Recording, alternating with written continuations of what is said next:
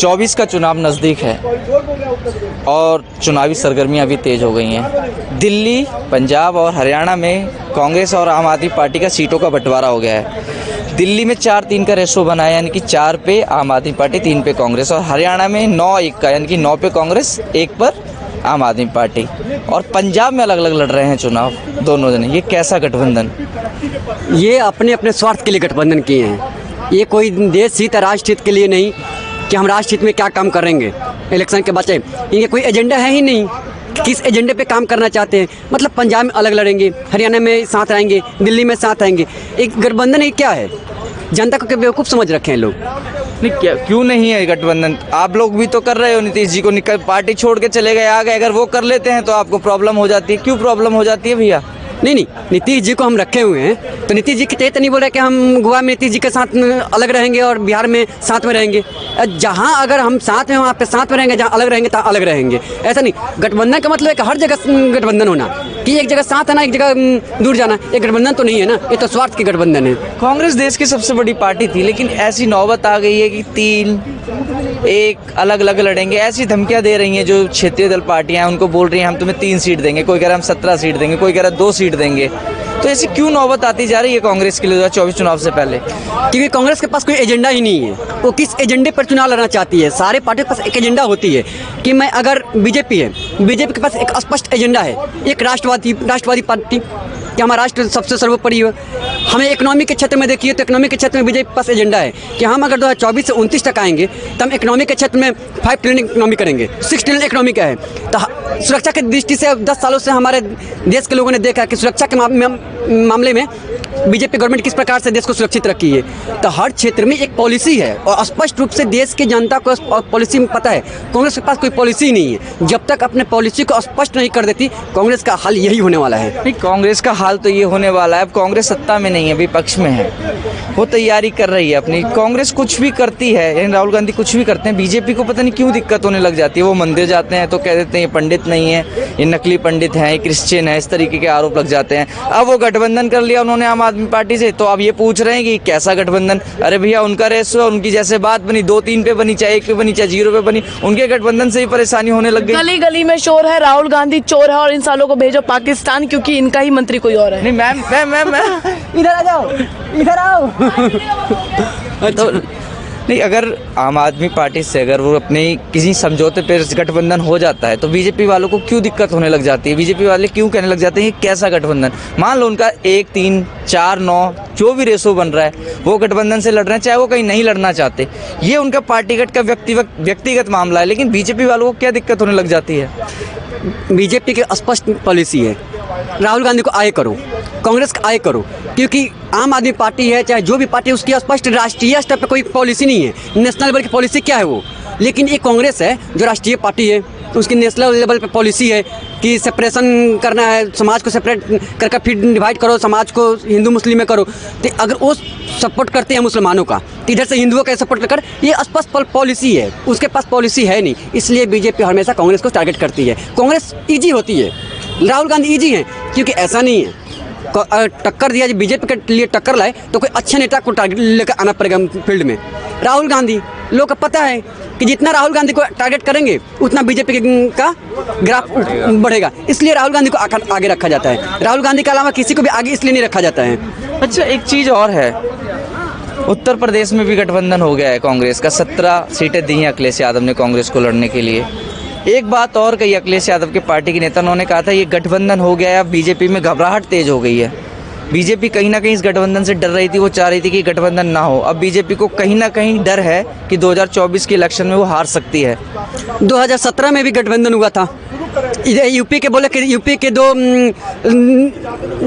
नौजवान आए, क्या हुआ था? हाल हुआ था विधानसभा में, क्या 425 में 403 में 325 आया था बीजेपी का।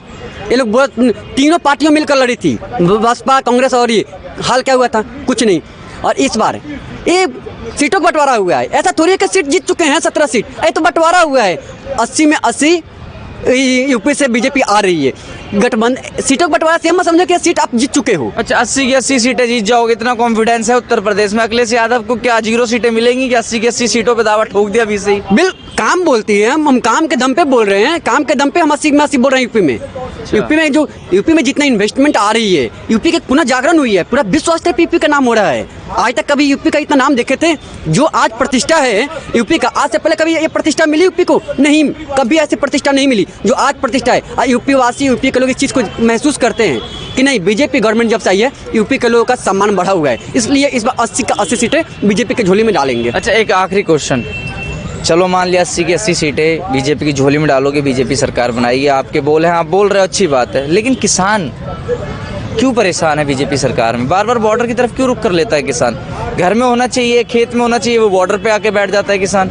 ये किसान है ही नहीं, इनको किसान मानते हैं। ये जिसके लिए मांग करते हैं, किसके लिए मांग करते हैं? केवल एमएसपी। क्या पूरा देश का किसान सिर्फ पंजाब में ही होते हैं? पूरे पंजाब के ही लोग पूरे देश के किसान के निर्धारित करेंगे? अगर ये एमएसपी पे कानून मांगते हैं तो मैं भी सरकार से यहाँ पर धरना दूंगा। अब मैं बोलूँगा सरकार एमएसपी पे कानून लाए, पेंशन भी दे, जितने इनके मांग है सारे मांगों को पूरा किया जाए, लेकिन ये भी एक सीलिंग लगाया जाए कि एक उस किसान को, जिस किसान के पास 20 एकड़ 25 एकड़ से ज़्यादा जमीन होगा, उसको सरकार वापस लेगी अपने अंडर में। ये 500 एकड़ 1000 एकड़ लेकर बैठे हुए हैं, अब बोलते हैं गरीब किसान है। कभी इन्होंने आंदोलन करते देखा है कि हमारे बच्चों को? नहीं है ना सर, बात ये है कि कुछ लोगों की है, मतलब कि जैसे 20 आप कह रहे 100 एकड़, ठीक है, तो 100 एकड़ हर किसी के पास नहीं है, कुछ के पास 100 एकड़, तो आप सबको एक तरह नहीं तो मतलब तौल सकता ना एक पे। पंजाब के जो किसान आकर बैठे हुए हैं, BMW मर्सरीज वहाँ पे लेकर, यहाँ पीछे से और सौरोस जो था अमेरिका का, वो सारे फंडिंग आ रहे हैं, दिन भर करते हैं, रात को शराब चलती है वहाँ पे। आपको क्या लगता है कि ये आंदोलन है? आंदोलन नहीं है। अगर मैं तो सरकार से ही मांग करूंगा कि जितने बड़े बड़े महंगे गाड़ी है ना, सारे गाड़ियों को जब्त करो, साथ ही साथ एक सीलिंग लगाओ कि ये इतने बड़े 500 एकड़ का जमीन लेकर बैठे हुए हैं, 1000 एकड़ का। अरे इक्वलिटी लानी है ना, तो इनको जमीन को वापस सरकार ले, 20 एकड़ से ऊपर जिसका जमीन है उसको वापस ले, तब इनको आएगी। किसान ही नहीं मान रहे, उनको तो कह रहे हैं रेंज रोवर में आ रहे हैं, फॉर्च्यूनर में आ रहे हैं, शराब पीते हैं रात को, इस तरीके का आरोप पहले तय कर देते हैं ये बीजेपी समर्थक। सर पहली चीज तो ये कि आप जो शराब बटने की वीडियो देखते हैं, पहले ये चेक कर लीजिए कि वो वीडियो सच में सही है या नहीं है। तो पहले मैं बता दूं वो वीडियो गलत है। दूसरी बात ये जो आप कह रहे हैं कि BMW से घूम रहे हैं, तो BMW से मान लीजिए अगर कोई 1 या 2 घूम रहा है, अगर उसके पास है, तो इसका मतलब ये नहीं है कि वहाँ पे इतने सारे संख्या में जो किसान है उन सब के पास BMW है और वो सब प्लेन में घूमने वाले किसान, ऐसा नहीं है।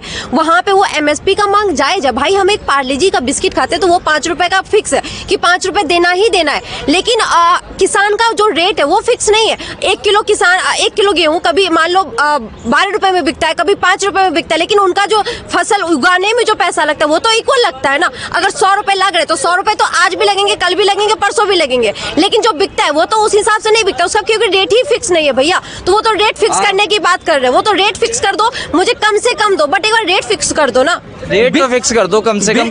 विश्व के एक भी देश का नाम बताइए पूरा विश्व में जहाँ पे MSP पे कानून हो। और ये जो चलती है अभी पूरा विश्व किस पे?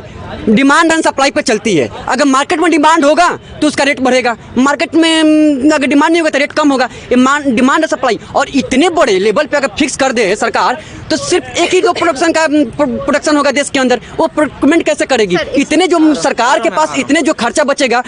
हम पंजाब वाले को तो क्या चाहिए? पेंशन चाहिए किसानी के लिए, लेकिन हम बिहार से आते हैं, हमारे बच्चों, हमारे कल्चर में किसानी नहीं है, हमारे कल्चर में एजुकेशन है, तो हम अपने बच्चों को पढ़ाने के लिए यूनिवर्सिटी कहाँ से आएंगे? जब सारे पैसे हम किसान को दे देंगे तो हमारे बच्चे कहाँ से पढ़ेंगे? हम टैक्स भरते हैं, हम खरीदते हैं, हम टैक्स, हमारा टैक्स केवल सिर्फ पंजाब के किसानों को जाना चाहिए, किसके लिए यूनिवर्सिटी कॉलेज नहीं बनना चाहिए? ठीक है। जैसे कि इन्होंने कहा कि सबसे पहले इनका पॉइंट था क्या आपने क्या कहा था? में एक विदेश का नाम जहाँ पे हाँ, जहाँ MSP का कानून हो, ठीक है। तो सबसे पहली बात तो कि विश्व का कोई ऐसा देश भी नहीं है जिसे कि कृषि प्रधान देश कहा जाता है, लेकिन हमारे भारत देश को कृषि प्रधान देश कहा जाता है। जैसा कि इन्होंने कहा कि अगर पूरे देश में एक कानून, एक रेट फिक्स नहीं किया जा सकता, तो मैं इनसे पूछना चाहूंगी कि ऐसा कोई प्रोडक्ट बता दीजिए, आप ही बता दीजिए कोई प्रोडक्ट जिसपे कि रेट फिक्स नहीं हो। जैसे मान लीजिए कि 3 रुपए का पार्ले जी बिहार में 3 रुपए में मिले, दिल्ली में आके 5 रुपए में हो जाए, वहाँ पे आके 2 रुपए में हो जाए, यहाँ पे 4 रुपए में, ऐसा नहीं होता है भैया। आप कुछ भी फसल उगा रहे हो, बेच रहे हो, तो उसका एक रेट फिक्स होता ही होता है। कम से कम रेट फिक्स हो जाए, भले ज्यादा से ज्यादा जितने में बिके, लेकिन एक रेट तो फिक्स होना ही चाहिए। चलो ये तो एमएसपी की बात हो गई। 2024 के चुनाव पे फर्क पड़ेगा किसानों के बॉर्डर पे बैठने से? यही तो बोल रहे हैं बीजेपी एक तरफा जीत जाएगी, यूपी की 80 की 80 सीटें हम जीत रहे हैं। दिल्ली का रास्ता यूपी से होके गुजरता है तो कह रहे हैं 80 की 80 सीटें हम पहले ही जीत रहे हैं। किसानों के आने से कोई फर्क पड़ेगा या नहीं पड़ेगा बीजेपी? सर देखिए, ये तो भविष्य की बात है, ठीक है कि इलेक्शन में क्या प्रभाव पड़ेंगे, लेकिन ये बात बहुत जरूरी है कि किसान की बात। मैं बहुत हैरान हूँ ये बात जान के, सोच के कि यही हम सभी लोग हैं ना जो कि किसान का अन्न खाते हैं, लेकिन आज उस किसान को हम सिर्फ इसलिए खालिस्तानी और आतंकवादी कह रहे हैं क्योंकि वो किसान अब मतलब सरकार के खिलाफ है। हम उस वक्त भूल जाते हैं वो किसान के बारे में, जिस किसान को हम जय किसान जय जवान का नारा लगाते हैं, हम लोग इतना सारा नारा सब भूल जाते हैं। और अभी हम लोग रेंज रोवर ये वो बात कर, अरे भैया यार क्या बात करो, पढ़े लिखे हो के ये सब बात कर। आंदोलन में जो खालिस्तान का झंडा देखा वो क्या झूठ है? सुनो, 2 साल भैया 2 साल देखो, 2 साल आप वहाँ पे धरना प्रदर्शन किए, ठंड में गर्मी में पूरा अकेले बैठे रहे, लेकिन क्या उस वक्त ये चीज लोगों को नहीं दिख रही है? क्या ये नहीं दिख रहा है लोगों को कि बीजेपी तब झुकी थी जब वहाँ पे इलेक्शन था, पंजाब में विधानसभा इलेक्शन था, उस वक्त आके बीजेपी माफी मांगी थी, 3 कृषि कानून को वापस ली थी और ये भी कही थी कि एमएसपी पे वो कानून बनाएगी, लेकिन वो अपनी बातों से मुकरी और इसीलिए जो किसान है वो बाहर आया। अगर वो बाहर नहीं आता, उन्हें पता है किसान को कि ये जो नेता है ना, उनके कानों में जू तब तक नहीं रेंगता जब तक उनको खुद का फायदा नजर नहीं आता। और फिलहाल उनको पता है कि अभी चुनाव आने वाले, अगर हम अभी सड़क पे उतरते हैं तो हो सकता है कि सरकार हमारी बात सुने, नहीं तो 5 साल तक ये सरकार फिर से सो जाएगी। इन फर्जी किसानों को देश की जनता जानती है। ऐसे भी बीजेपी को पंजाब से कोई फर्क नहीं पड़ता है। पहले भी पंजाब में सरकार बीजेपी की नहीं थी जब कानून वापस लिया गया था। तो और ये जो योगेंद्र यादव था, इसने क्या बोला था कि हम नैरेटिव सेट कर रहे थे यूपी के चुनाव के लिए, 2022 की यूपी के चुनाव के नैरेटिव सेट कर रहे थे। क्या घंटा उखाड़ ले यूपी में? फिर हमारे योगी जी आए ना 265 सीट लेकर। ये फर्जी किसान है, देश की जनता जानता है कि फर्जीवाड़ा है और कुछ नहीं है। खालिस्तान का झंडा वहाँ पे आता है, खालिस्तान का झंडा, कर्नाटक का झंडा लेकर चल रहे हैं। फर्जी नहीं तो क्या है? सरोज से ISI से सब फंडिंग आ रहा है इन लोग का, और वहाँ से दारू पर रात भर दारू चलती है। ISI का फंडिंग सब लोग चला रहे हैं। दारू की बात की तो खंडन कर चुकी है ना, वो वीडियो का कोई स्पष्टीकरण ही नहीं है, पहले ही बोल चुकी है। ये उस चीज को मानते हैं जो अपनी इनकी नैरेटिव होती है। उस नैरेटिव पे अगर जो सेट कर रहा है उसको उठाएंगे, जो सेट नहीं कर रहा है वो गलत है, एकदम गलत ठहरा देंगे।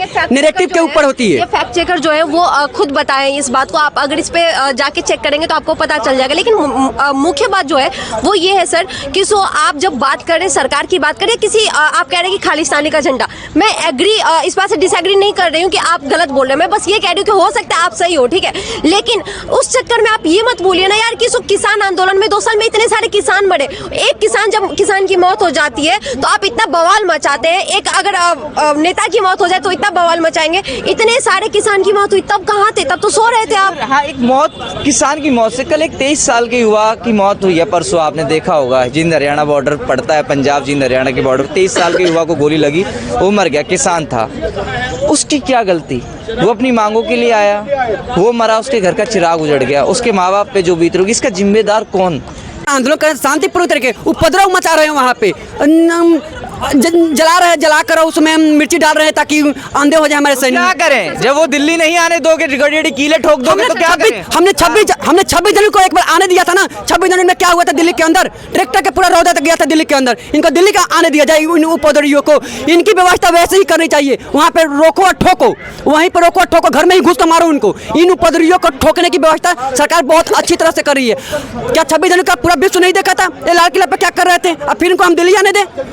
क्या भूल गए आप? क्या अब भूल गए हैं? हुआ था कि नहीं हुआ था? सर देखिए, ऐसा नहीं है कि कई बार अभी आज ही देश आज़ाद नहीं हुआ है। हम लोग डेमोक्रेटिक कंट्री में रह रहे हैं। इसका मतलब है कि यहाँ पे फ्री इलेक्शन और फ्री तरीके से अपनी आवाज़ को रखने का है। अगर हमारी बात सरकार नहीं मान रही है तो हम उसके लिए धरना प्रदर्शन करेंगे। धरने के लिए ट्रैक्टर लाना जरूरी है, जेसीबी लाना जरूरी है। सुनिए, सबसे पहली बात तो ये कि पंजाब से वहाँ तक आने के लिए ऐसा नहीं है कि वो पैदल आ जाए, ठीक है, और उन्हें पता है एक दिन में बात नहीं बनने वाली है, तो इतना सारा सामान लाना है कि अपने मतलब गेहूँ चावल जो लाना है, तो उसके लिए उसको सामान रखने के लिए ऑब्वियस सी बात है ट्रैक्टर चाहिए। दूसरी बात ये कि सरकार, ये सड़क किसी एक का नहीं है कि सो आप आ सकते हैं हम नहीं आ सकते, तो सारे का सड़क है, तो हर कोई ट्रैक्टर से क्यों नहीं आ सकता, पहली चीज। दूसरी बात ये कि ऐसा तो नहीं है कि एकदम से आप पहले ही भविष्य में लिख दिए कि अब ये आएंगे तो खालिस्तान का झंडा फिर से फहराएंगे, ऐसा तो कुछ नहीं है भाई। उनकी भी मांग जायज है, और अपनी मांग को रखने के लिए क्या इतना मतलब बड़ा सा तांडव करना, उनके ऊपर आंसू गोले फेंकना, फायरिंग करना, ये सही बात। अपने ही देश में शांतिपूर्ण प्रदर्शन करना क्यों मतलब सही नहीं बड़े है। बड़े देश में बड़े बड़े आंदोलन हुए, अन्ना आंदोलन भी हुआ था, जेपी आंदोलन भी हुआ था, सारे आंदोलन के ट्रैक्टर से सारे लोग आए थे। कांग्रेस की सरकार को, इंदिरा गांधी को सत्ता से हटा दिए थे जेपी आंदोलन होकर। क्या पूरा ट्रैक्टर ट्रक लेकर आए थे, बिहार से आंदोलन हुआ था। तो अन्ना आंदोलन से कांग्रेस को सरकार से हटाया गया, अन्ना आंदोलन पूरा ट्रैक्टर ट्रॉली लेकर आए थे कान्हा जी रामलीला मैदान में बैठने के लिए, लेकिन सत्ता से हटाए ना। अगर आपको चुनावी एजेंडा ही बनना है तो आओ, चुनाव आ रहा है, फील्ड में उतर कर देखो, आजमा लो, तुम चुनाव लड़ो, इलेक्शन लड़ो, आजमा लो कि तुम कितना पानी में हो। आप पूरा देश में लड़ लेते हैं, ये ट्रैक्टर से आओगे तुम बोलो कि आंदोलन कर रहे हैं। उपद्रवी हैं ये लोग, इनकी व्यवस्था वैसे ही होनी चाहिए जैसे उपद्रवियों के साथ होती है, और इनको ठोको वहीं पे पकड़ कर ठोको इन उपद्रवियों को। ठीक है, मैं लास्ट में बस इतना ही कहना चाहूंगी सर कि चूंकि आपकी जनता है तो वो जरूर देख रही होगी इन सब चीजों को कि कौन उपद्रव्य है और कौन मतलब कि किसान है। अगर उनको लगता है कि भाई ये किसान है तो उनका साथ दे, और नहीं लगता है तो फिर ठीक है, मेरे हिसाब से तो वो किसान है। ये मनुष्य जाति जो है ना, लठ की भाषा समझती है। इसको जब तक लठ नहीं बजाओगे ना तब तक इन्हें नहीं तो ये जानवर की तरह व्यवहार करेंगे। इनको लठ के भाषा समझाना पड़ेगा। अब मोदी जी, योगी जी, इनके आंदोलन करने हैं ना, इनकी इतनी औकात है, यूपी में आकर आंदोलन कर दिखाओ ना, तुम हमारे बाबा को घेर कर दिखाओ।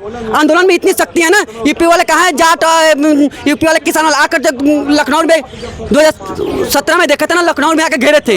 एक ही रात यूपी योगी जी पिटवाए, ऐसे पिटवाए ना कि भूल गए कि यूपी में हमें जाना है। लखनऊ में भी, लखनऊ में नहीं आएंगे, यूपी में आकर दिखाए आंदोलन कर। यूपी का बस एक बात बता रही हूँ, जैसे आंदोलन की बात हुई ना, यूपी में कुछ टाइम पहले ये एक आया था, नियम आया था कि लड़कियां 8 बजे के बाद कोचिंग क्लासेस नहीं ले सकती है, ठीक है। लेकिन उसके बाद मतलब इसके खिलाफ जो है कुछ समाजवादी महिलाएं आंदोलन की थी, और इस कानून को वापस भी लिया गया था। ये रिसेंटली की घटना, आप चाहे तो चेक कर सकते हैं। तो ऐसी खबरें भी आती है।